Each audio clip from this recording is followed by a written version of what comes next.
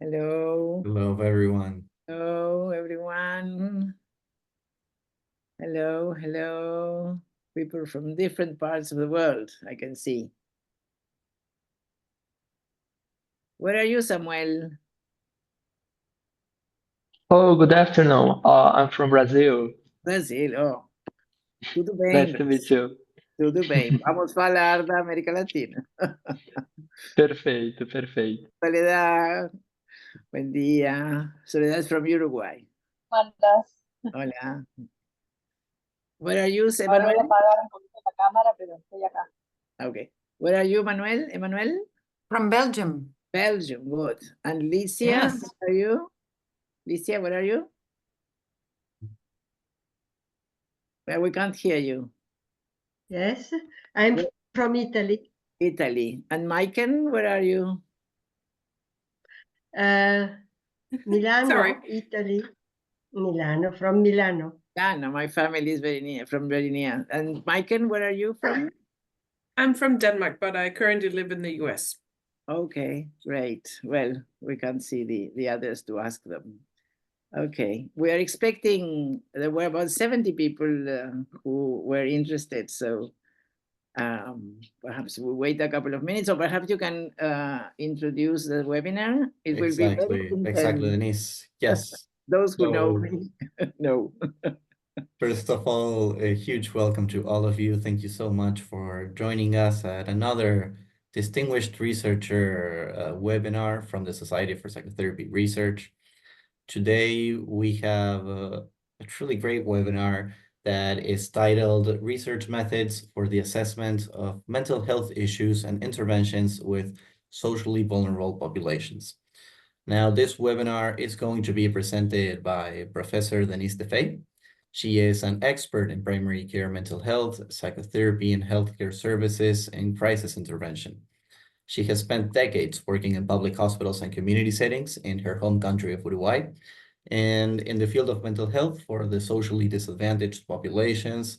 She regularly serves as a consultant for the Ministry of Health, the Ministry of Social Development, and many public institutions and NGOs in her country. She is also a university professor and lecturer, not only in Uruguay, but across Latin America and Europe. And she frequently collaborates with international organizations like the WHO, UNICEF, and the United Nations Development Program. She is also an active member of SBR. She has served as president of the Latin American chapter. She has co-chaired the Culture and Psychotherapy Interest Group and participated in the Diversity, Fairness, and Equity Committee, which was established by the SBR Executive Committee precisely to address these issues within our organization. So, Denise, it is a huge pleasure to have you presenting for us today, talking about your experiences. I would like to let you all know that you will have the possibility to turn on your microphones and speak directly with Denise with any comments or questions you might have after the presentation. And in the meantime, if you want, you can also use the chat box option to leave any comments that we can pick up afterwards. So, Denise, the floor is yours. Thank you very much for being here. Yeah. Well, a great pleasure for me too. I enjoy all SPR webinars, so having the chance of being on the other side of the fence is wonderful to share all we have. It's not me. I am a great gatherer of other people's developments, and that's my duty in a way in SPR of being an ambassador, especially from what is done in Latin America, since I have the gift of speaking English. Actually, my first work in SPR was as a translator, so I translate other things now. I transmit other things. Well, so I will share. I was telling Juan Cruz, it's a very intense presentation, so please leave your comments for the end, because I want to follow a trend of ideas and feelings, and then we can discuss all you want. Well, I will share my screen now. Okay, here we are. Okay, is it okay? Can you see it? Yes, Juan Cruz? Yes, perfect, Denise. Everything looks good. Okay, so the idea is to talk about research methods for this very obscure in a way for many people, issue of assessment of mental health issues with socially vulnerable people. And first question is, where are we standing? This started for me in Weimar about 20 years ago when we had a meeting of translators of CCRT, a very famous and well-reputed method within SPR, which analyzes the patient's words in psychodynamic psychotherapies and clusters them to give categories. But the Brazilian translator and I discovered with horror that there was no we. So we could not translate for our colleague here, Brazilian, in Brazil, not in Portugal. The word I is substituted by a gente. It's a community sense of yourself. So this is terrible. You cannot decode solidarity. You cannot decode communal feelings. And in contrast, all Native American languages, in Latin America at least, I don't know other continents, exclude the word I. In English, it's a capital letter. And mental health is equated to communal thinking. So, well, that was the moment I started reflecting on this issue. And also clinical diagnosis. About 10 years ago, I had the chance, I was invited to a presentation of Doctors Without Frontiers, Médicos Sin Fronteras, and they were collecting money to buy antidepressants for people in Malawi because they had diagnosed that 90% of the population had depression. In Malawi, what they have is a terrible rate of maternal mortality. Many children die in the first year. So it's not depression, it's not a pathology. It's not something in your mind that must be resolved with chemicals. It's life that you should help to change. Well, psychotherapy is part of humans' rights to healthcare. So it's a human right, but it was created for other people. This very traditional picture of Sigmund Freud with his daughter. And this is the first pictures I found in the internet when I put psychotherapy, all white, all clean, all well-nourished, all in urban settings, all sitting, all in offices. This is our imaginary, our concept of psychotherapy in the Western world today. But, well, obviously we have to start thinking of other things, and SPR is walking very steadily towards this openness. Andres Roussos, our former president, is Shigeru, now a current president who was one of the founders of the Cultural Interest Group, are very, very much devoted to this. And so, well, in 2023 and 24, the executive committee created a committee on diversity, fairness, and equity, which I had the honor to participate in, and we produced an enormous amount of recommendations that they are trying to digest. And I would like to, for people in Latin America, to make it clear that diversity in the North does not mean, as we mean in Latin America, perhaps in other places, the sexual diversity. It refers to what we call vulnerable populations. So let's make that clear. And I was very, very happy to see that in the newly created Asian area, the newsletter is devoted to diversity and is devoted to disseminating papers on their realities, on their mental health care need. That really in the South, we don't know much. Somebody wants to come in, Juan Cruz. Well, the world seems to be walking in the same sense, the same way. Personalization of psychotherapy is now in every conference, in every conversation, in everything. I was very surprised the other day because I heard somebody saying 7 years ago, we didn't know it existed. Well, in Latin America, we've known it existed since about 50 years ago. It was unthinkable to do it in a different way. But this is a problem we have with precisely decolonizing psychotherapy. As in other issues, northern countries like US and Europe tend to dominate other areas of the world. In this, it has also been So, and there have been extraordinary developments, especially in Argentina, the River Plate, but other places of Latin America too.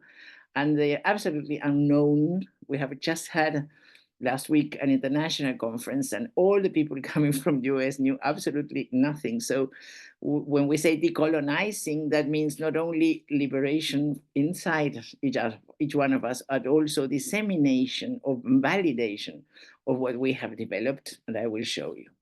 Because many of these concepts that were being, inverted commas, discovered actually were first discovered in Latin America. This is a painting by Torres Garcia, one of our famous painters, which says the North is the South.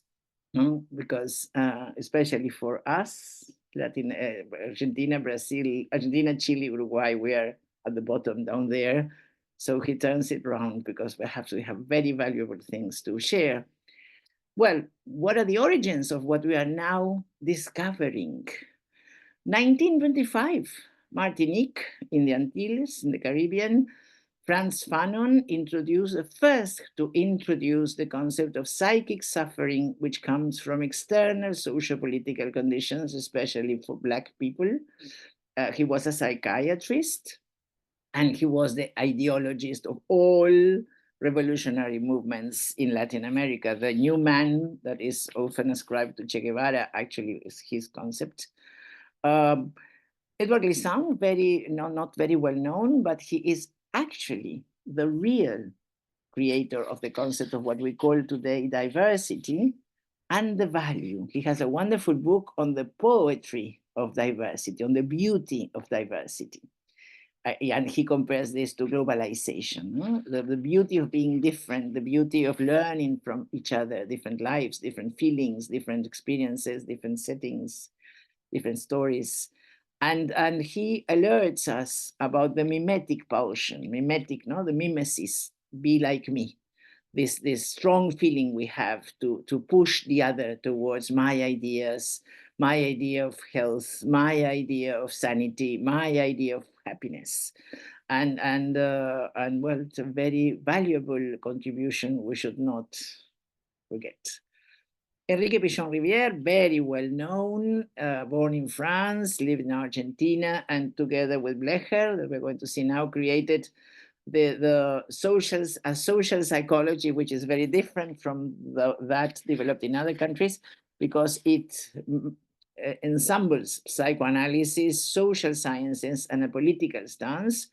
And this is a very important step towards integrating reality, external reality, into your sufferings, not only your history, not only your mind, not only psychopathology. There are sufferings which have nothing to do with psychopathology, and the problem is not within you, it's outside you.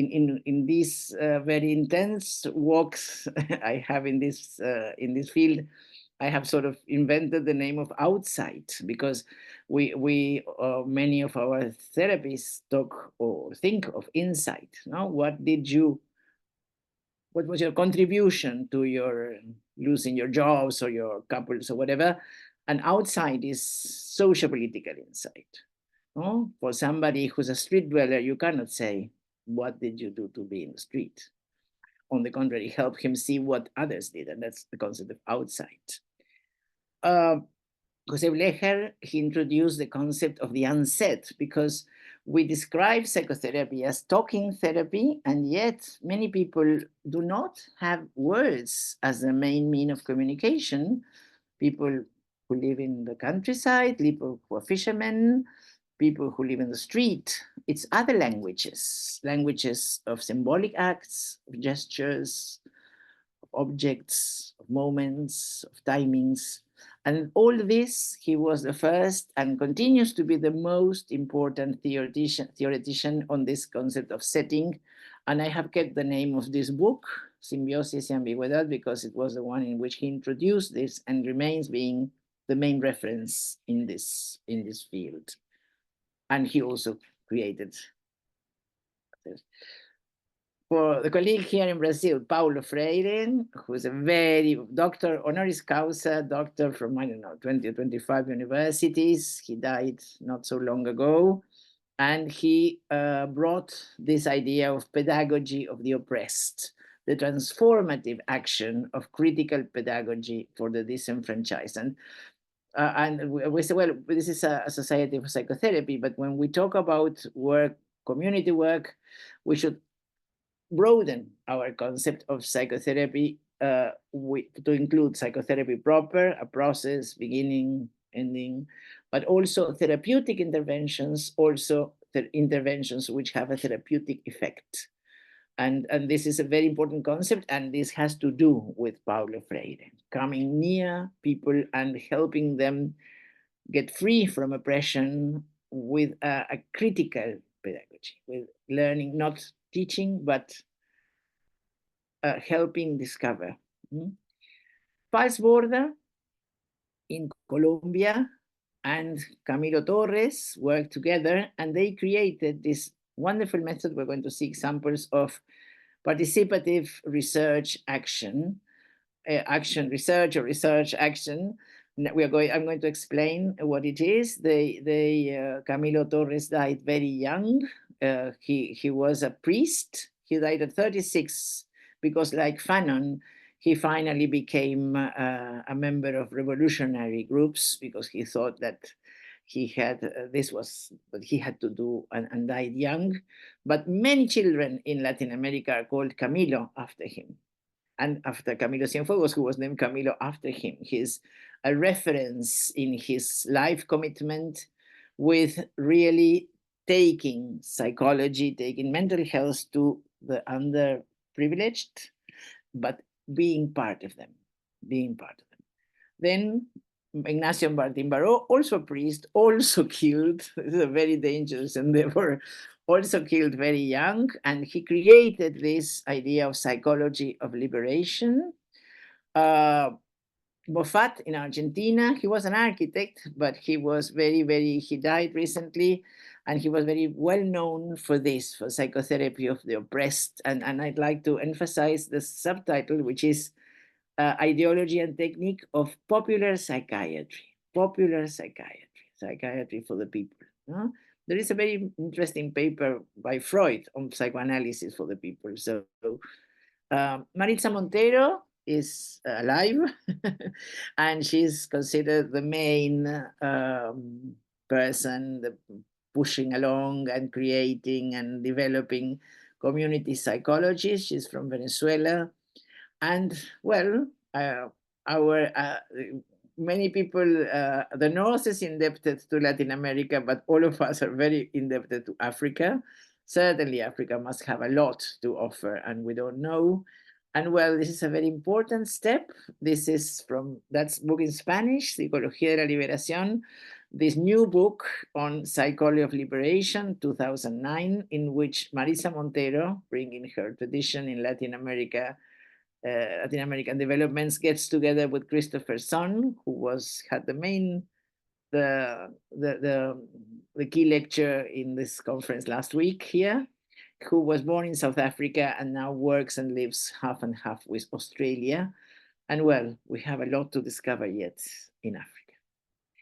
Now, an essential distinction from the World Health Organization, which says all efforts should be made to invest human and financial efforts in helping people who are suffering difficult life situations before the suffering is stabilized into some form of pathology.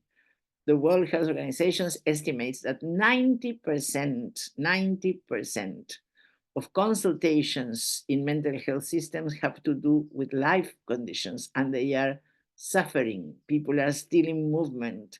People need us to help their lives. David Orlinsky, founder of SPR, says people want us to help them solve their lives, and instead we want to change them, not their lives. Well, very interesting to reflect, and very interesting this of the timely interventions before it settles down as pathology. And this is a terrible example. This picture was prized in press photography 2 or 3 years ago. And it is a syndrome, a new syndrome, resignation syndrome in children and adolescents who are children of migrant families, and when the families are denied asylum, and that means, well, they don't know where in the planet they are going to be. They are expelled from the planet. They fall into psychogenic coma, which is solved when their legal condition is solved. This has been detected in Sweden and Nauru, which is an island where Australia leaves all immigrants like a human, terrible deposit. So when Peter Fonagy, one of our prominent members and one of the most important persons in the world in psychoanalysis, who is Hungarian, also an actor, father to two Paraguayan native children, devoted father, and who said in a meeting we had that what helped him most in his work as therapist was having been very poor. Now he's Sir to the Queen has named him Sir, and he says we must explore the ideological and philosophical paradigms underlying our clinical practices, thus avoiding being passive reflections of the cultural assumptions in which we are embedded. We should reflect on the power of our clinical practice to produce social transformation in current social issues. Now, why? Why research? Why research with disenfranchised, vulnerable, socially deprived people, families, persons, collectives? First, to avoid psychiatric decodification of subjective suffering, which is due to social deprivation, as I commented on Malawi. Second, to validate and disseminate successful diagnostic and therapeutic developments. And the example is that in Madrid, one of the universities has trained all hairdressers of the city to detect depression and has given them orientations on where to suggest treatment. But this is wonderful. You see, you have hundreds of people having naturally contact with people's everyday sufferings, being able to detect depression and generate an intervention, professional intervention. To provide scientific status to creative, effective, and relevant interventions beyond oral memory and anecdote, to enrich the field with creative developments we can transfer to other contexts, and mainly the ethical commitment to develop, validate, and strengthen psychotherapy, which is culturally sensitive, competent, respectful. This is something which is a logo in SPR, but I would add relevant to the majorities, because when all this started, the name was minority studies. New Texas, for example, in the States, has 50% of population of minorities. It's not minorities. It's not minorities in Ecuador, in Peru, in Argentina, in China, in Indonesia. It's not minorities. It's our lack of sensitivity. And participative research, where people are part of research and grounded theory, are essential to avoid colonialism. So what about quantitative or qualitative? We have very valid quantitative research. Guillermo de la Parra studied the terrible effects on mental health of the horrible therapy offered by the public settings in Chile, 15 minutes once a month, always with a different person. And in the UK, again, many other studies, just examples, assessing rates, physical numbers of mental depression, maternal depression after community intervention. But this shows a problem, but doesn't allow us to understand. So qualitative research, that's why, which tell us how. Why are they depressed? How is treatment conducted? How does this affect people who are dealt with in this way? And well, questions like this, you cannot answer it with numbers. Why do women keep invariably dirty for months or weeks when they can have a bath? And this is research we have done here. And the answer is that's the only way in which they are not raped every night.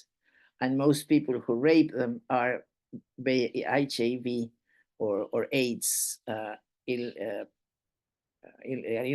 they have this illness, and so that's a life-saving device. But if you don't stop, talk respectfully, sit down, you will never understand. That's not numbers. So what makes research qualitative?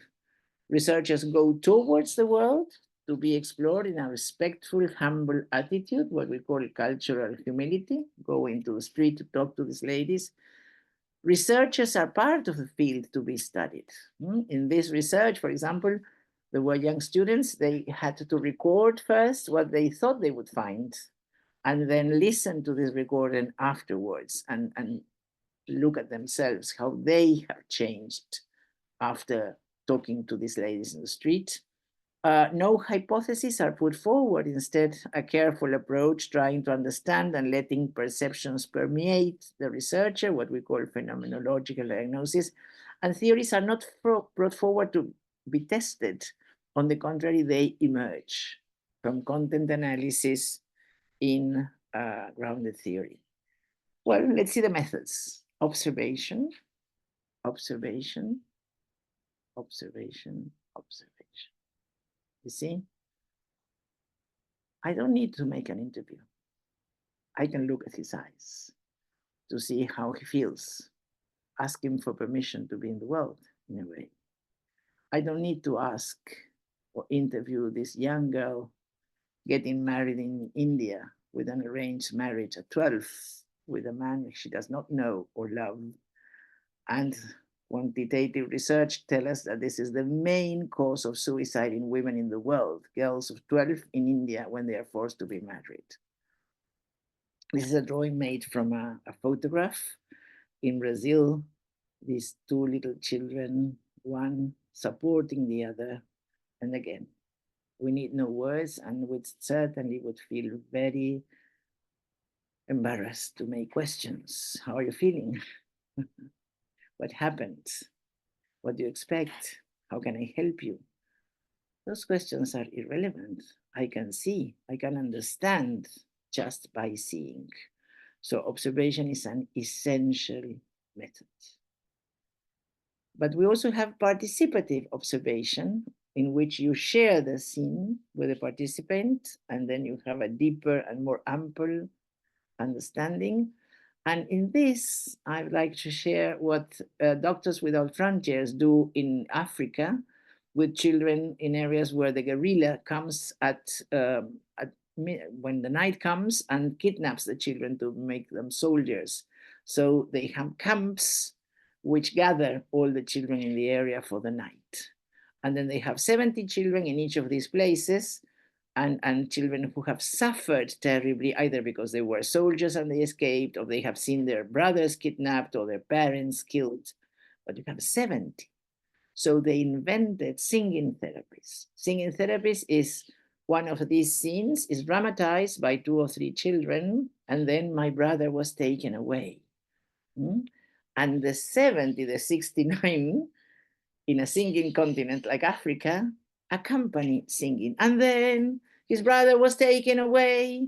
You see, so it is a collective session, which is therapeutic for all, and making the most of a dramatic circumstance, turning it into a therapeutic event. And they have this as a logo, mental health and music in South Africa, or which they propose. Another example of participative action research, not only participative observation, but also participative action. Camilo Torres, False Border, which is the idea that you are doing and you are researching. You are doing and you are researching at the same time. You're walking and doing and thinking. And this is one example, a clinic for adolescents, inpatients, and they run away, they abscond all the time. 2 or 3 days and then come back.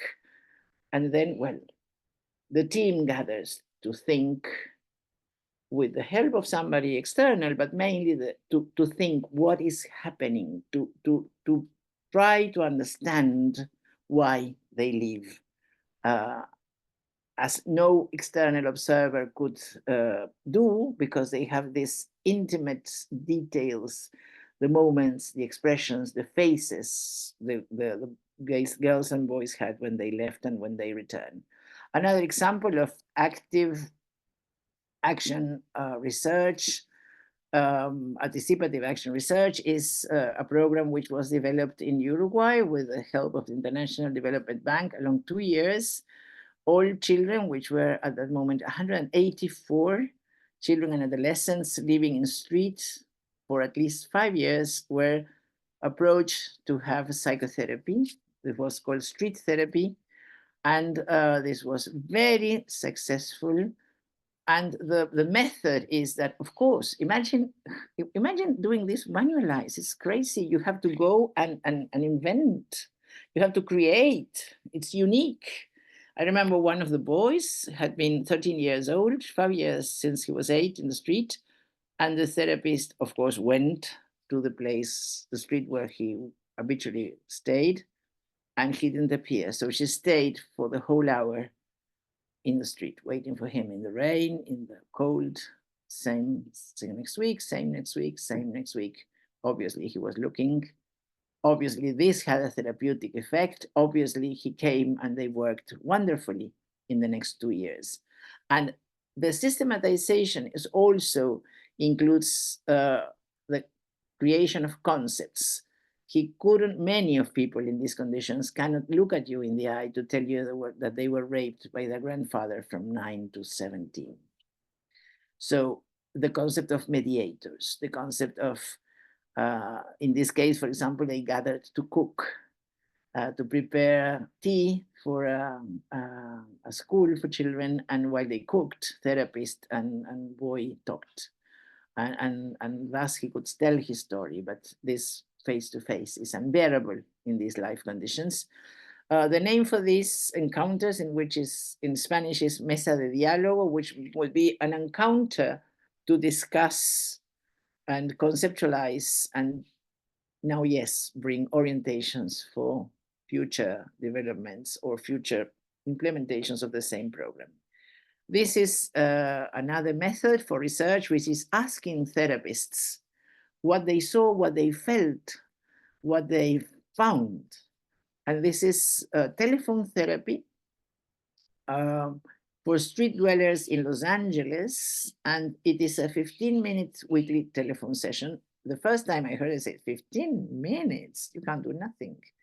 And the lady who's working in this has been working for several years. She sees 60 patients.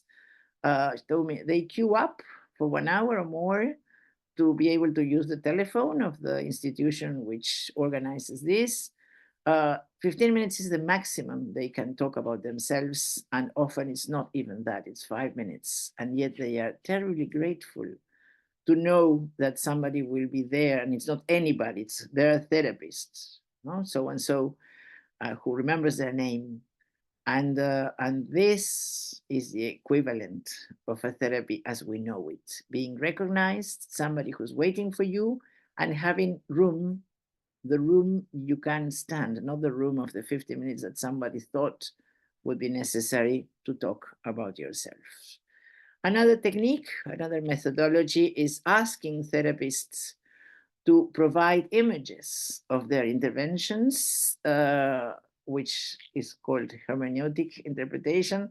One of them said a bridge, another said my help is helping to forget the intolerable past, sitting on the fence, observing. One said, I often feel I'm offering poisoned apple to Sleeping Beauty because it's so hard to see how to help.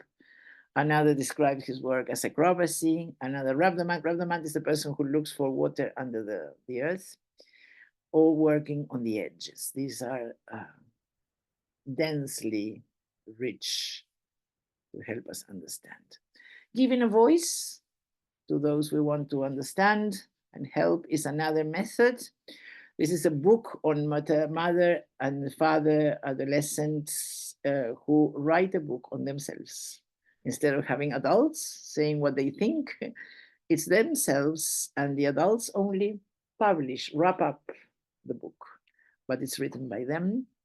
This is a book written of poetry by street dwellers, and it's called My Inner House.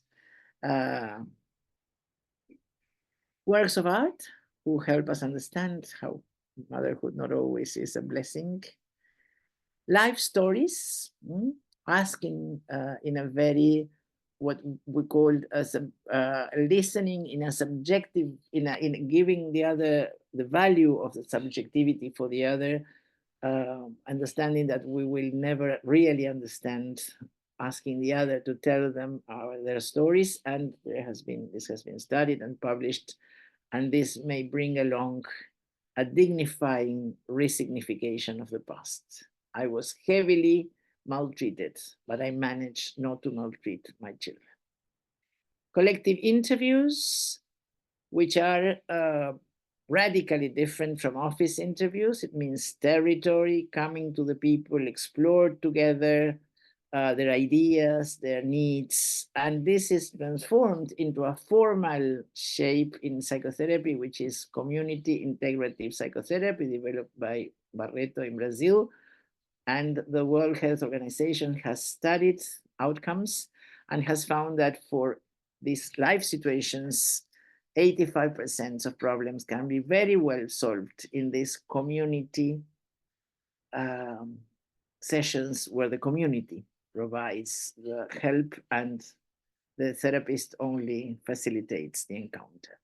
In-depth interviews, this is similar to other types of research, but on purpose, I had put this because in-depth does not mean an office. It may be in a park, it may be in people's houses. I will skip this because I want to leave room for discussion. We're already finishing. But I'll go back a bit. It's self-ethnography is another method, which is going through an issue in yourself, in your own life, when and how it has touched you, especially for understudied issues. And I did this myself with suicide in women. How many people, how many stories had I heard, had I known? And this is a valid method, which implies discovering the undiscovered or the things that we don't want to see. This is an issue that is collectively denied. And well, just an example of how this kind of research can introduce new concepts like ethnic unconscious, social class transference, social class countertransference. You see, this is a fashion magazine. The model is white, well-nourished. She's thin because she wants to be thin, not because she likes food. But the Indians, the native participants in the picture are a shadow. You can't even know very well how many they are. And this is what we are permeated with in our culture. You look at this and you only see the bikini and you don't see the rest. And this is what Fonagy said. We must be aware of our understatements and our not so conscious imaginary. What is behind this? And we finish the paradigms of support, social constructivism. The main objective is understanding the world one lives in, exploring complex subjectivities of research subjects in order to grasp the variety of possible meanings they give to their lives from a historical and social standpoint. The paradigm of participation and advocacy. Research must have the aim of giving voice to socially secluded persons, throwing light upon situations of oppression, alienation, and domination, and thus producing changes in the lives not only of research participants, but also of researchers, what I told you about the young students with the ladies in the street.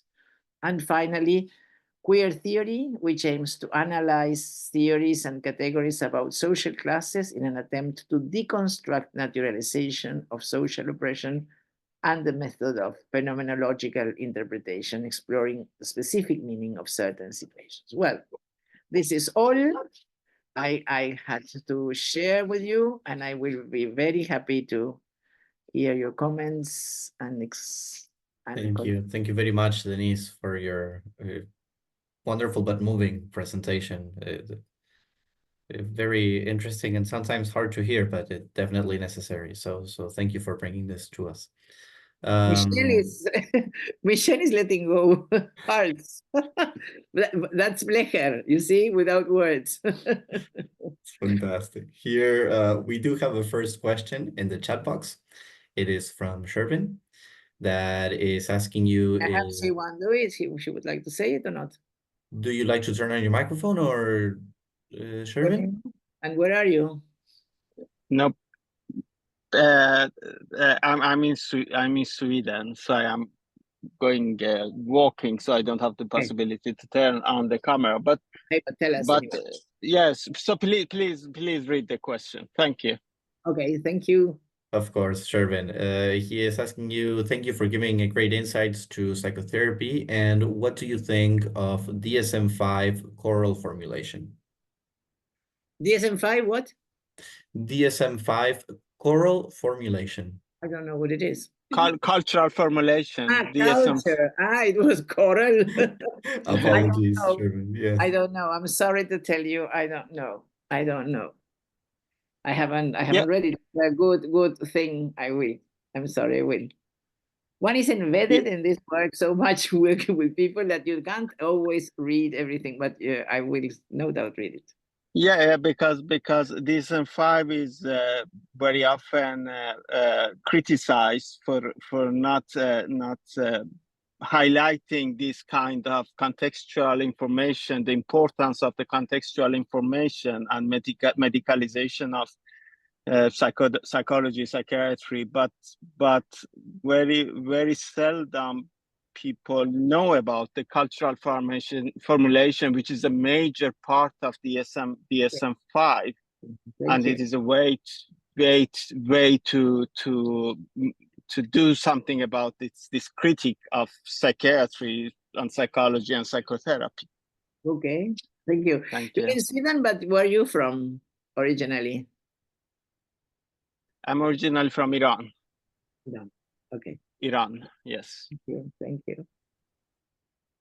More comments or questions or contributions? Great. This is the wonderful thing about this issue, that you learn all the time from everybody. Juan, Juan David, yes, yes. go ahead. Where are you, Juan? Oh, hi. I'm from Colombia. Good. And well, first of all, thank you for the presentation. It was very illustrative and kind of mind-blowing.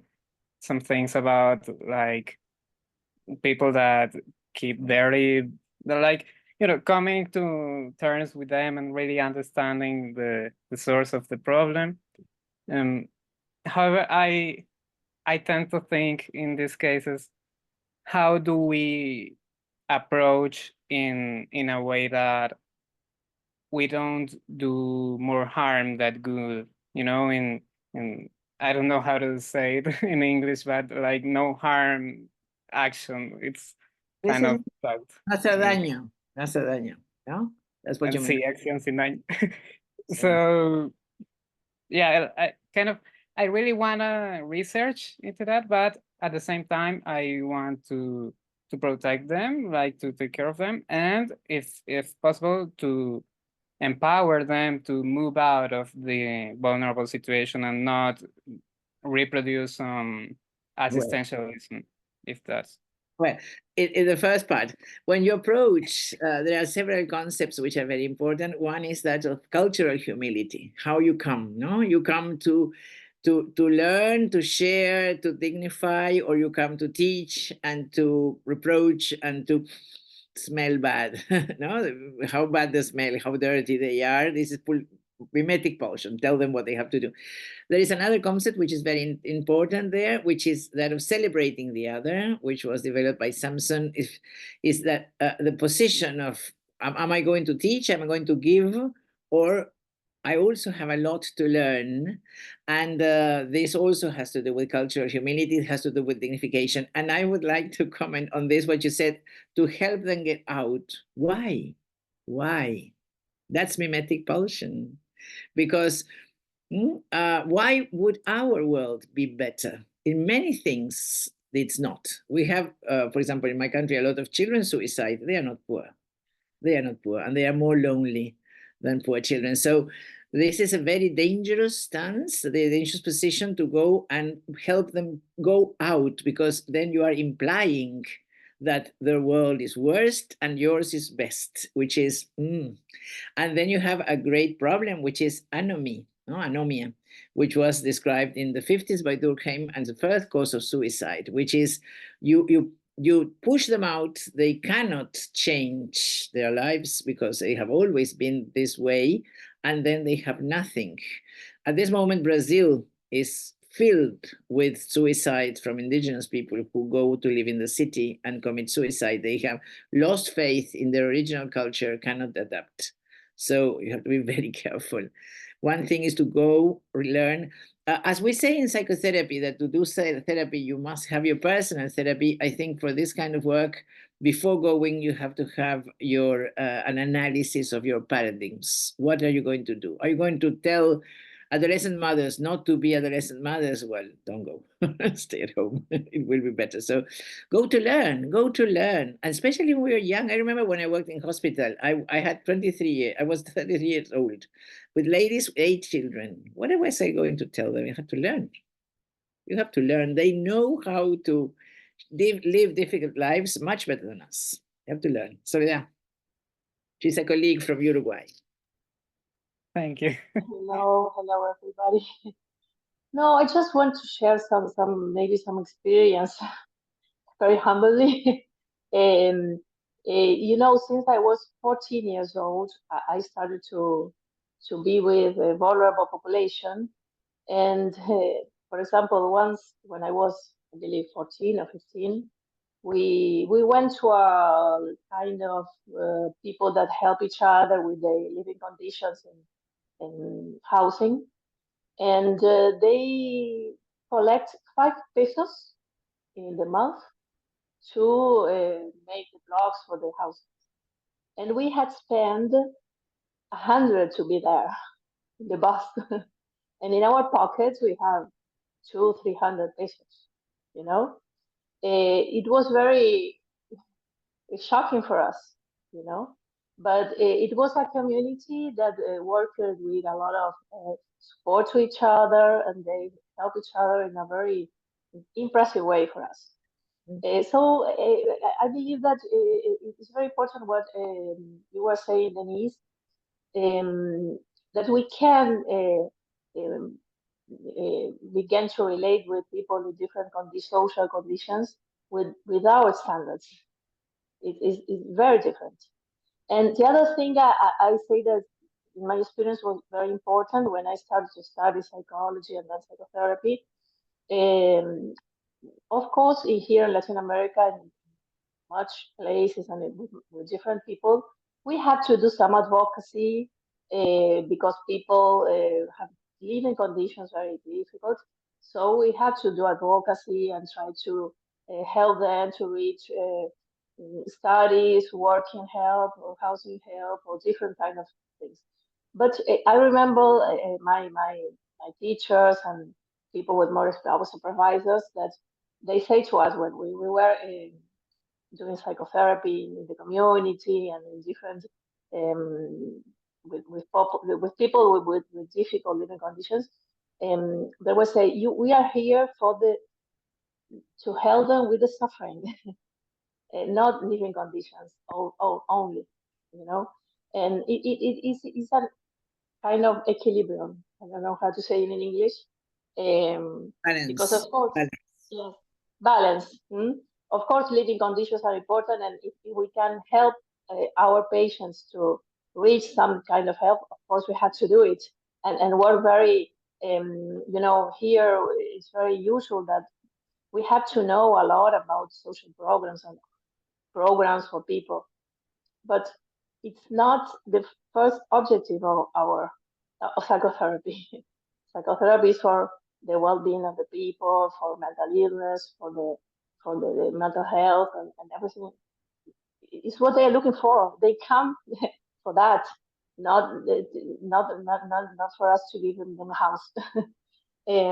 So it's a balance that you have to learn, and don't try to look with your eyes of your groups, of your social group. And another thing that we talk a lot with our colleagues is the importance of community, the importance of community, of the neighborhood, of the neighborhoods. They support each other a lot, a lot. So all that kind of Much more than us. community-driven psychotherapy works well. There is much more to talk now about this, but I think that there is an important difference between psychotherapy, interventions of therapeutic effect, and therapeutic interventions. And I think that our role, this has been a very old discussion. Are we social workers? No, we are psychologists or mental health workers, but intervention may be directly to your subjectivity in a conversation, no? But also it may be addressed in the way that through physical actions you generate mental health. I think that mental health must be in our aim, but not necessarily with the habitual way of talking and sitting. And there are other ways, and that's the gift. That's the gift. Samuel. Oh, Brazil. so Denise, can you hear me? Yes, of course. So first of all, I want to thank you for your wonderful presentation. And I also wondering about, I can see that normally when we are studying about culture and psychology and the way that we can think about it in this way, like out of the North America view and perspective, I know that between Latin theorists, it's possible to find concepts of emancipation and freedom, but sometimes I feel that uh, we kind of are coping some models of freedom and emancipation that come from weird society, which means white, educated, rich, industrialized. And I started to think about what kind of sensitivity do you think we should develop to at the same time think about, for example, emancipation, but at the same time caring about communities and not in an individualistic way, I would say. That's what I was telling you, that this, that's why I mentioned several times that this means that the researcher is part of the issue to be researched and has to do internal work. For example, now when Juan David was asking, there's somebody trying to come in a bit late to the party. Perhaps there was a mistake with the time. And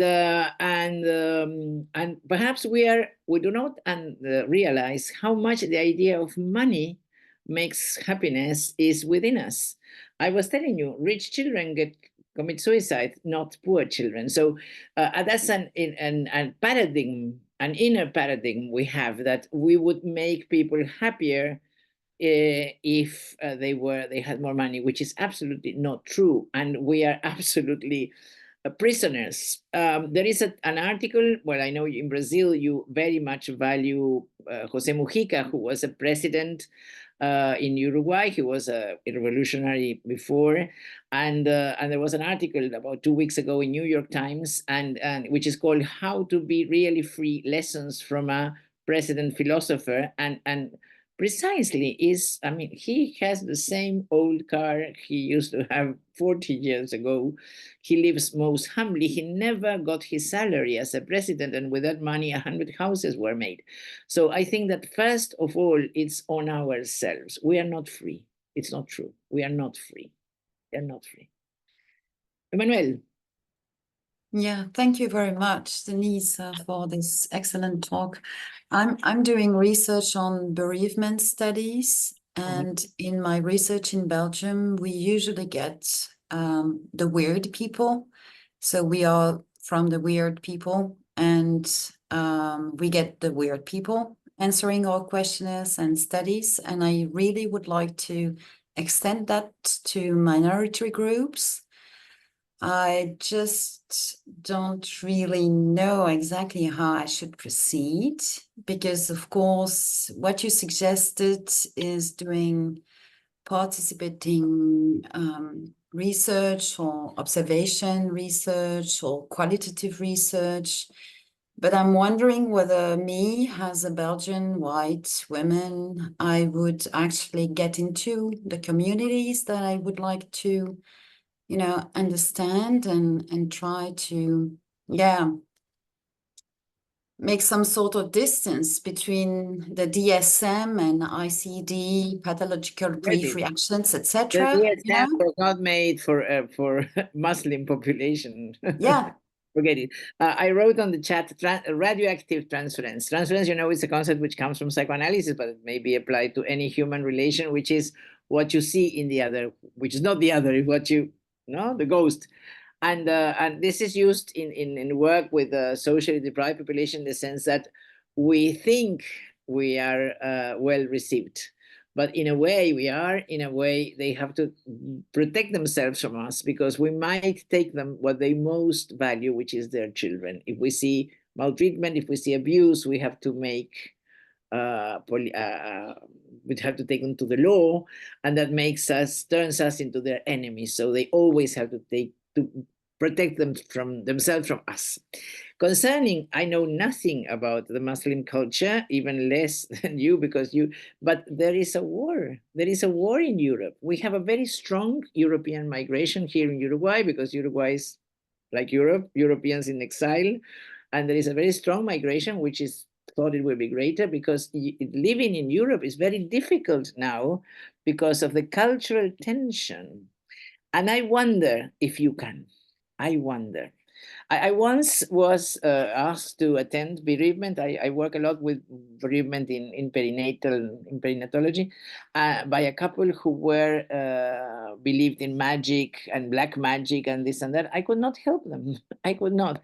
So I think that in that case, one should think of therapeutic interventions or interventions with a therapeutic effect in all that makes us basically human. When a baby dies, we are all the same. You see, we are all the same. It doesn't matter which language you speak. And then I think one should approach people who are so different because either you will get nothing or you will get harm. Kirkmeyer, I'll write it here. Kirkmeyer was one of the first who developed transcultural psychiatry. And this is a wonderful paper, wonderful. He writes wonderful things. And one of the things I was very impressed is he was in San Francisco and a lady, a young mother, consulted him as a somebody went to the Department of Psychiatry in the hospital because she had had a baby. And in her culture, the woman and the babies are property of the stepmother, of the mother-in-law, of the husband's mother. They can't even give the name to the child. They belong, the mother and the child belong to the.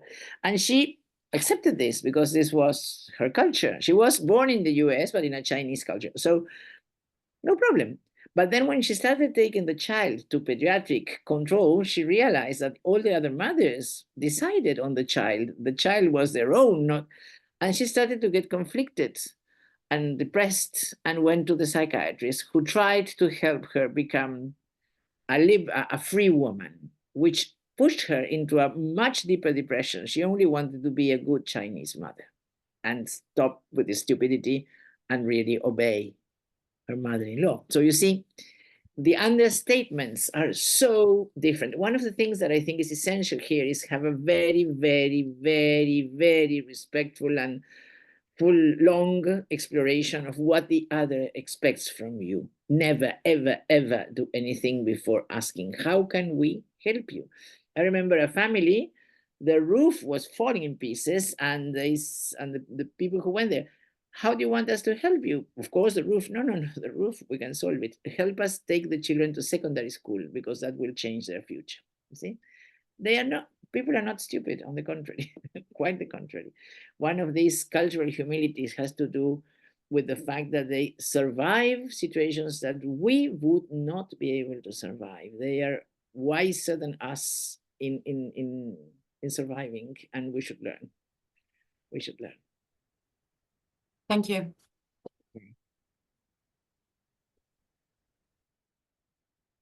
Denise, I have a personal question myself. Yeah, sure.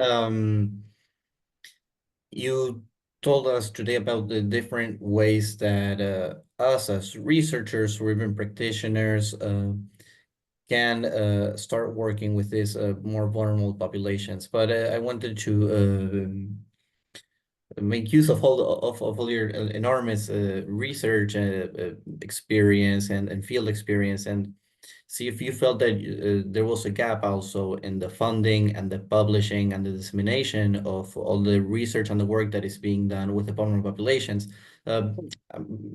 Perhaps even thinking of the unsaid from Leger, is it that it's not currently being done, or that it's not being published? And if so, how can we move to solve this higher issue?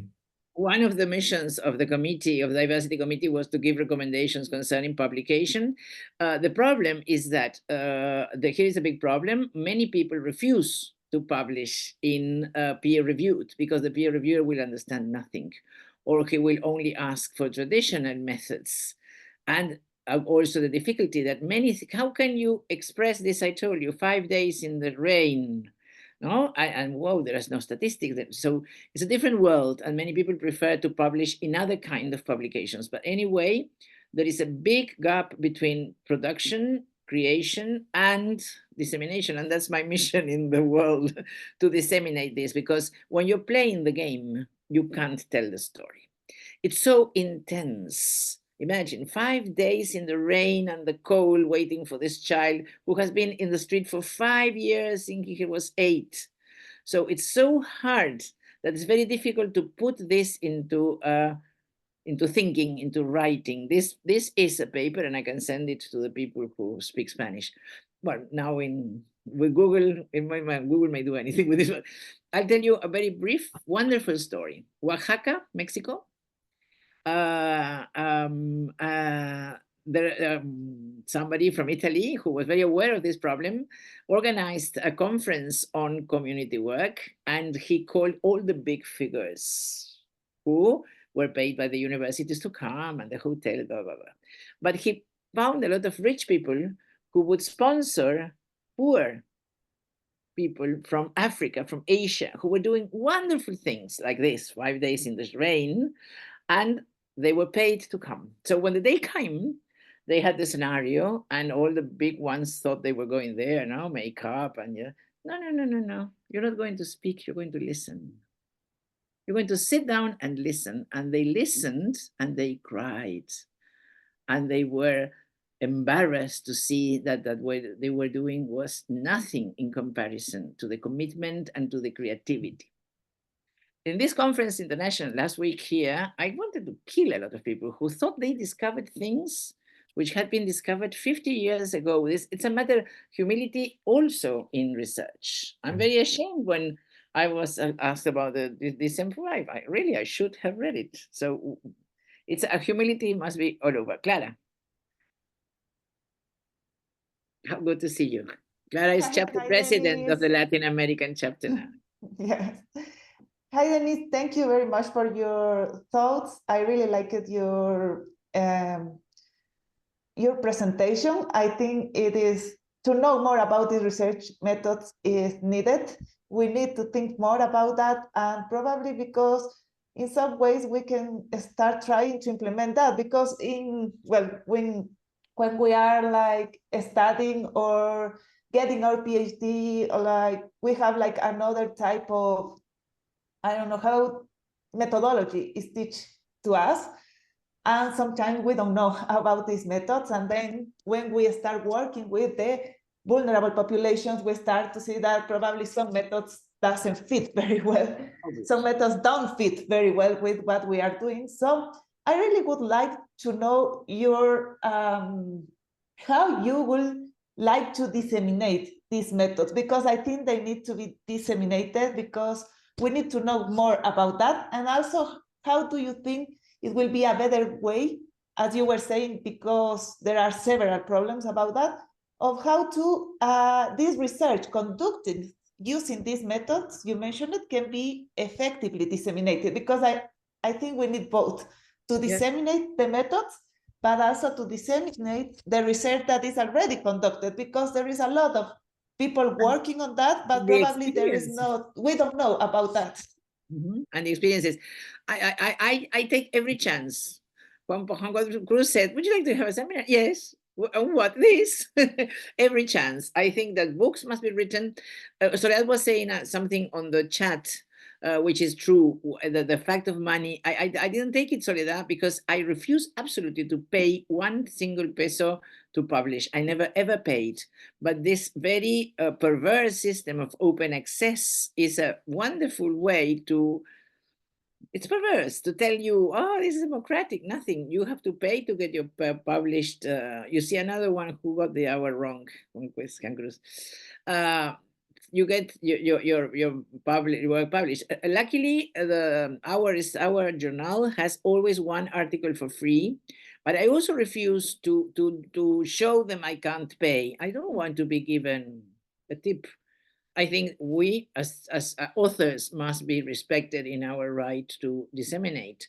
So I think, Clara, everything we can invent. I never felt fine to publish this in the journal, because I think it would be rejected by people who know nothing about this. They know about other things, but they cannot understand it. So oral transmission for me is perfect, because these pictures, you see, what I can tell you with these pictures is not the same as you write it. Not the same. Not the same. If I write, I'm planning to write a book, obviously, but the picture of the 2 boys on the stairs, because you say vulnerable, many people think of psychopathology, think of other things, or their maid, or many people in the world of psychotherapy are very insensitive to this. I have a paper that I can share, of course, with gathering all that I have found as creations in psychotherapy, which is published 2018 in Brazil. Nobody read it. Nobody ever didn't care. Well, our Brazilian friend is not here, but they don't care. They don't care. And I saw a paper from the Brazilian Porto Alegre Psychoanalytic Association working in the favelas. You want to kill them. They went 4 times for 1 hour, and they thought they had changed people's lives. They went in a car, obviously, and got off from the... So we have a long way to go in sensitization, I insist on this, it's majorities, not minorities, and what gives sense to our professions. What did you study for? You have a great problem in your countries, Clara, which is that the university only has postgraduate teaching paid. In Uruguay, university is for free, open to anybody, and you get paid to study a very good salary. So we have poor architects, poor doctors, poor psychologists, and that makes a big difference. That's from the start a big difference. If you have lived in another world, it's very difficult, because you have seen vulnerable populations as your mates or your chauffeur. So there is a bias in your relation already and the way they see you. Anyway, one has to understand and accept that you will never, ever, ever really understand. I'm very proud that I have a very wonderful relationship with all the people who are street dwellers around my house, and yet very wonderful relation, wonderful conversations, and yet the words I hear most are, "Madam, you understand nothing." You see, because you really, really, really, the understatements are so, so different. Denise, we have a question in the chat box. Reato, I don't know if you want to read it, or should I read it for you? Who? Lucia. Licia. I can explain. Milano. Oh, My family is from just the a Lake of question. Como. Licia, my family is from the Lake of Como, very near you. Yes. I know. Yes, I worked there also in Lecco. Lecco, my last cousin. year. Just a question about the question of different choices. I wonder if some of the problems linked to migration that you know are very present in Italy can have a relation with the risk of differentiating when practical problems are overwhelming and also difficult to encounter between different cultures. And I would know more about something is studied. I don't know much. That's the question I have. Mhm. I don't know much, and I can't share any life experience because we have a lot of migration in Uruguay, but it's very welcome because we are very few. We have very few births, so every migrant is welcome. And we have migration from different parts of the world.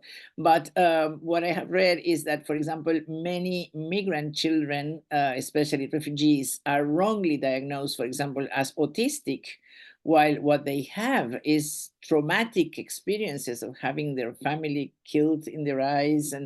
I have, but I haven't read much, and it's a very different one. This is not, I mean, I of course take this comment on the DSM-5, but it's not only a matter of reading, it's a matter of feeling, it's a matter of being there, it's a matter of observation. Observation is essential, essential. Seeing it with your eyes and feeling it and chatting and coming near. If you don't go to the places, you will never understand. You have to be there. But with migrants, it's very, I know there are a lot of people who have studied this in depth. I would not like to speak because I don't know much. There's another, migrant is another category which is included in vulnerable populations, but not only. For example, I know 2 psychologists in Spain who work with migrant children who migrate alone. And on the one hand, you have poor children from Africa who are put inside trucks with oranges to bring them in hidden into Spain. Many die, but they are poor. But then you have a lot of children coming on an airplane, first class, who are sent by their families from countries in conflict, and they want to save their child. And so that's not financially vulnerable, and yet they're alone. And these 2 psychologists work with migrant children migrating alone. And in the States, 200 children migrate alone per day. Alone. So, wow. You see?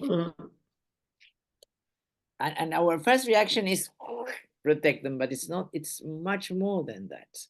Because in this protection, we may make such terrible mistakes. I work with an institution which houses children who are taken away by the justice from their families because of maltreatment.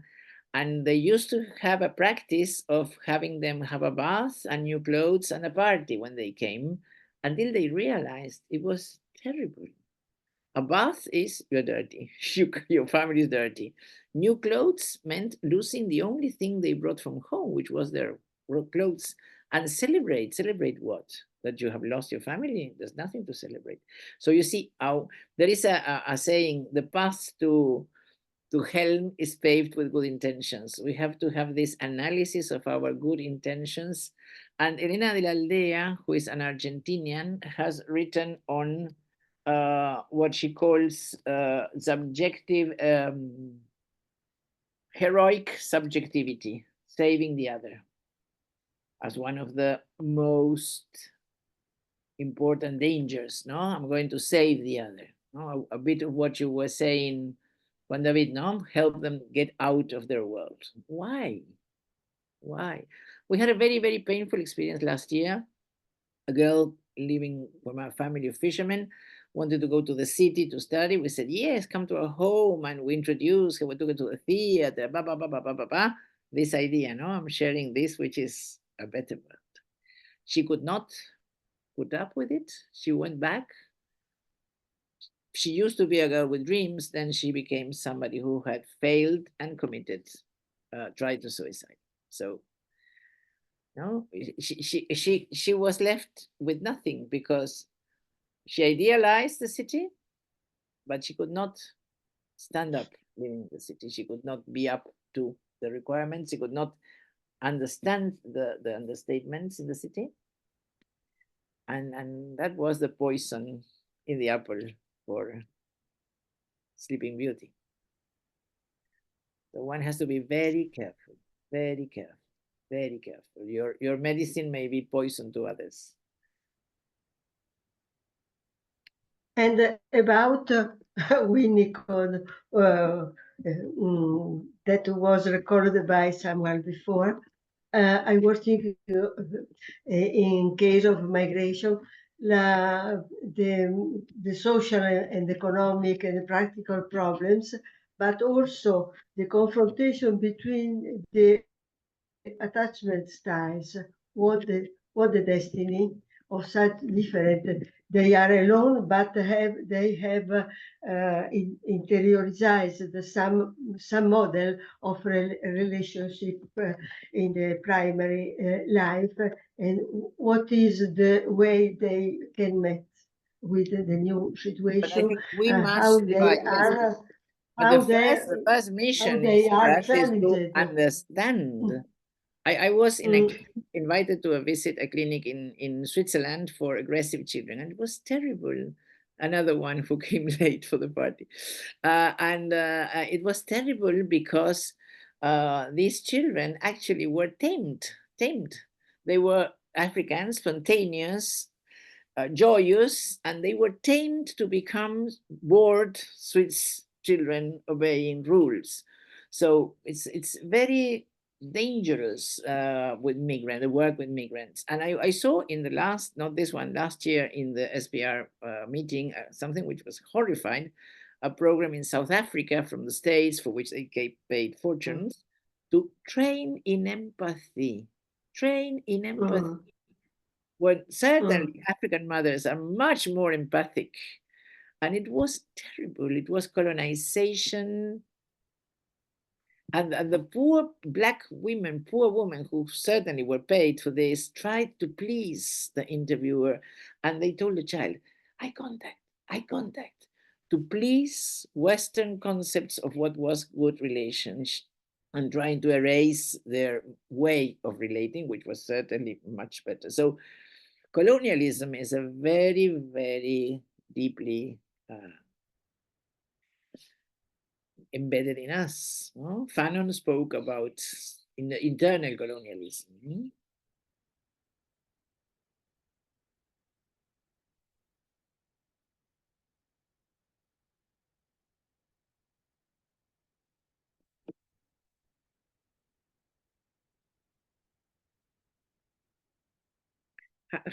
What time should we finish?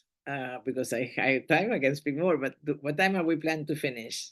At We 2? have about 5 more minutes if anyone Okay, wants okay. to do one Okay, I last thought it was question or till comment. 2. That's why I rushed. Yeah. Okay. Does anyone else want to share? Yes, here. Dale.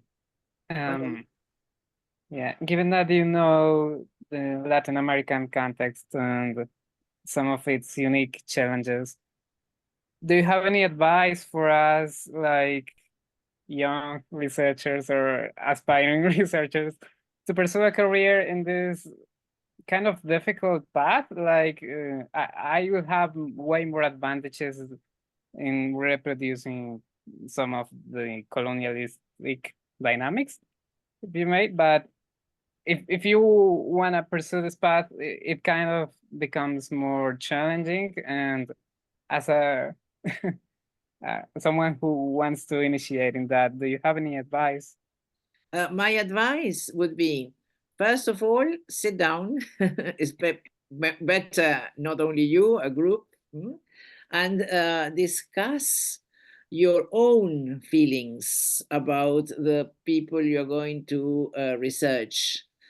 That experience I told you, we did this and the students recorded this and we took away the recording and we brought them back months later and they wanted to commit suicide when they saw what they thought. They, for example, they were doing research on prostitutes.